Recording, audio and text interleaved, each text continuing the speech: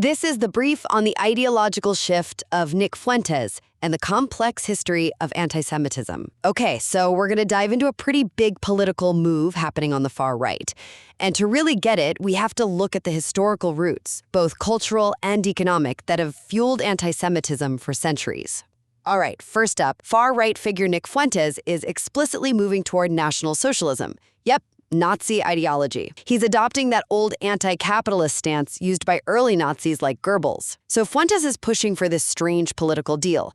The left gives up on immigration, the right rejects the free market, and they both unite to cut off support for Israel. Second, what's interesting is how anti-Jewish sentiment appeals to both the cultural right and the economic left. For the cultural right, the global, ancient Jewish identity threatens their goal of a single, homogeneous nation. At the same time, for the economic left, a history of being forced into finance and trade roles made Jews an easy symbolic villain to blame for inequality. And finally, let's look at 1948. The Palestinian Nakba, the displacement of 700,000 Arabs, happened after Arab leaders launched a war against the new Jewish state. But at the same time, there was another lesser-known catastrophe. Over 850,000 Jews were deliberately expelled from Arab lands.